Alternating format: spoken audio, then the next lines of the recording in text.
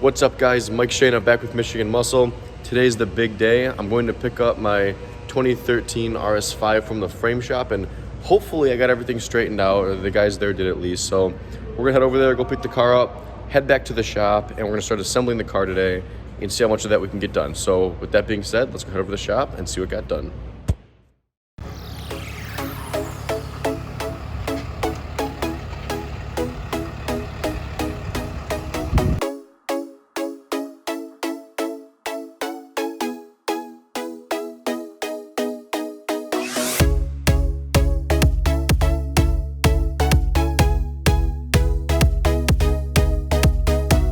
All right, guys, and we're back. I got the car here behind me, back from the frame shop. I have my little helper to help clean up the car because while it was sitting out at the shop, they finished it up early, and the car is absolutely filthy, and the engine bay has a bunch of stuff all over it too. So we're gonna clean that up, get the car spotless, but as you can see, the repair turned out really well. Everything lines up great. The guy did a really good job for me, and but there's a lot of like garbage on these valve covers and stuff. So we're gonna go ahead and clean those up. Clean the car up. You can see it's really dirty right now. You can see on camera, but it's pretty dusty. So I'm gonna clean the car up, and I actually haven't even washed it yet officially since I've even had it. So it'll be good to really clean it up, and then we're gonna start assembling it. Let's go ahead.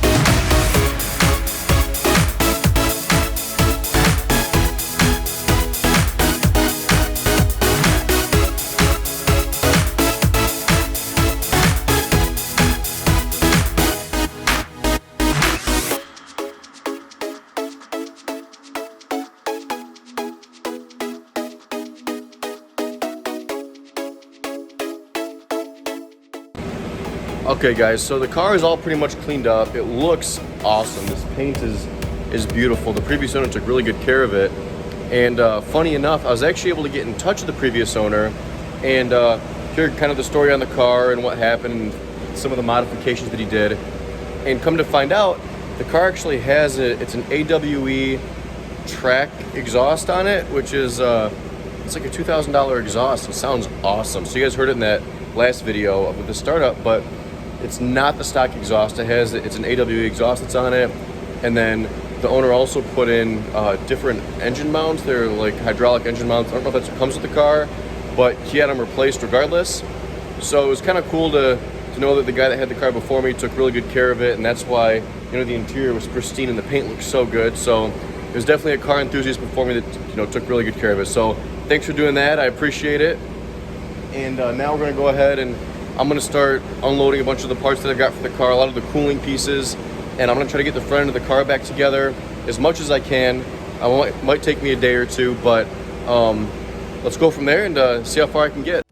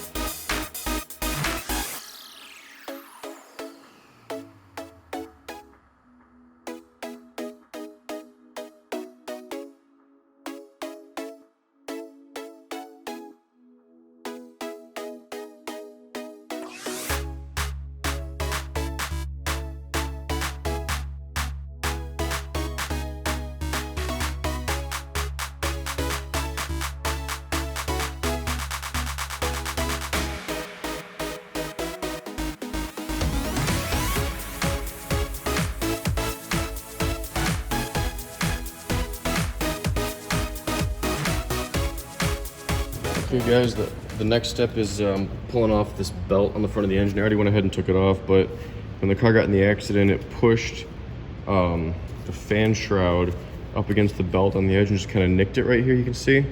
So I've already got my new belt here. Go ahead and replace that, and then that'll be it as far as the motor goes. But there's just one little thing I had to fix that's pretty easy to do with the whole motor's taken apart on the front end.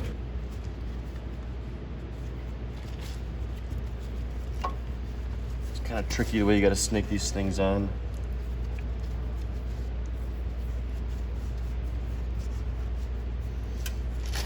All right, I had to do that off camera because it was a little bit of a pain, but the new belt's back on, and now we can continue installing the front end of the car. Hopefully get it started today.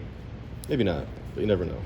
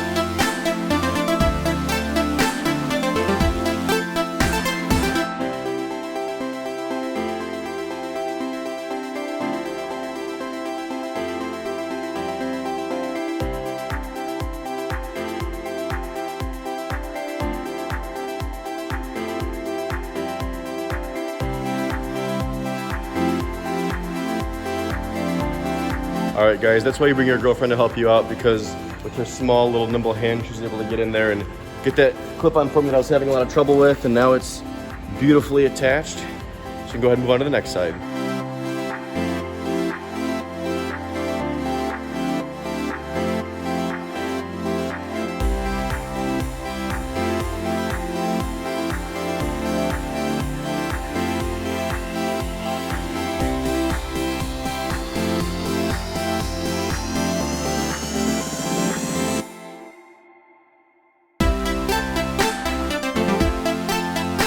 All right, guys, so the car's coming along great.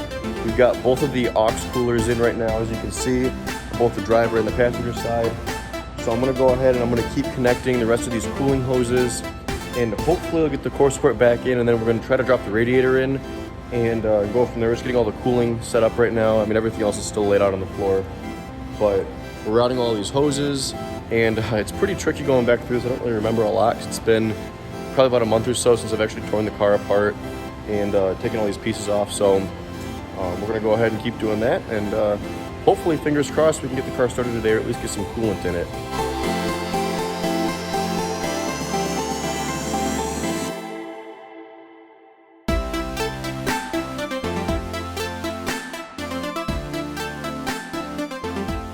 All right, guys, it's coming along really well. I've got all these hoses connected. This is where the overflow container is eventually gonna go, so that's where these hoses are for. I'm gonna start fitting up the radiator to see if there's any other connections that I'm missing before I put the front core support back on, and I'm gonna go from there. Let's open the box.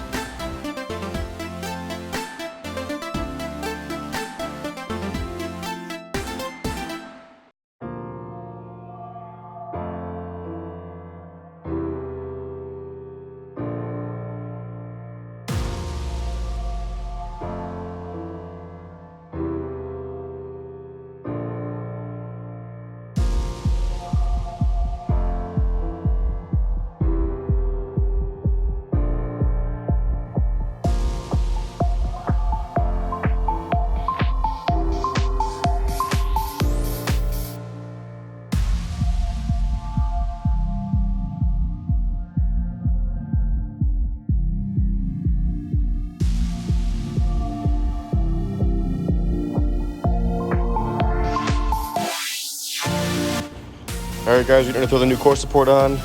That's it right there. This is the broken one. You can see it's pretty banged up, dented down there. And these sides are all twisted and everything. It's mangled. That's what happens when you have a plastic core support. The edges are all broken up and everything. And so I'm gonna go ahead and transfer anything over that the new one doesn't already have, and go ahead and get that puppy in.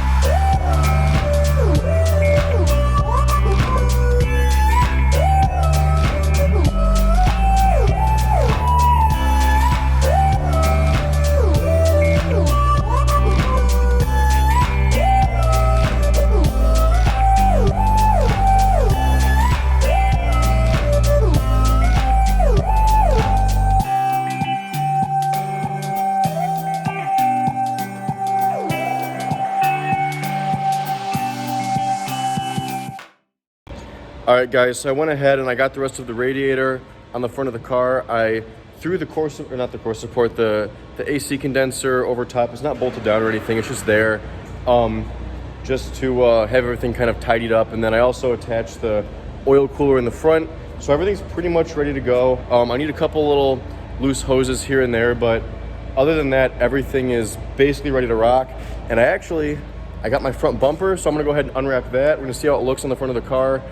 And this project's really coming along. It's gonna fly together. I'm really excited. And even better than that, the Ford GT project is also coming along. As you guys can see in the background right there, the engine's actually going in as we speak. So I may or may not make a video on that. We're gonna see. But the motor's being dropped in the car right now. If I can zoom in or not, no. But that's gonna be cool too. So let's go ahead and see how that bumper looks.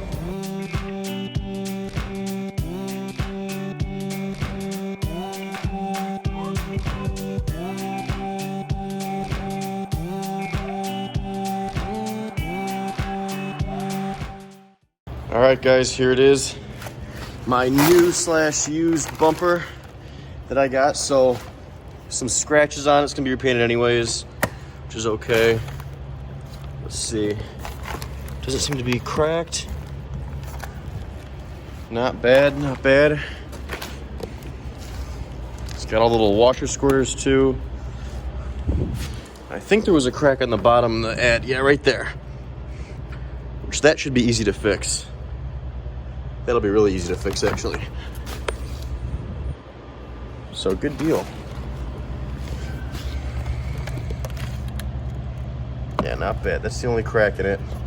Should be pretty easy, like I said.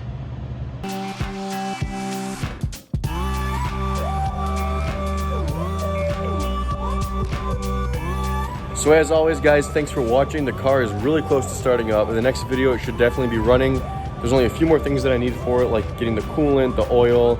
I have to get one of those special Audi connectors to reset the trans and some other stuff. So Once that's all done, the car will be ready to start. It should be running and driving, so it's really close. The biggest hurdle was just getting it through the frame shop, and now that that's done, the car is flying together, and we're gonna be able to get it painted and everything else. So I've already got the headlights for it and everything. I mean, I've got everything pretty much ready to go. So the car is pretty much set. But as always, if you guys have any comments, be sure to comment below, like this video, and don't forget to subscribe to see the final outcome of this car and the Ford GT build. We just got the motor in.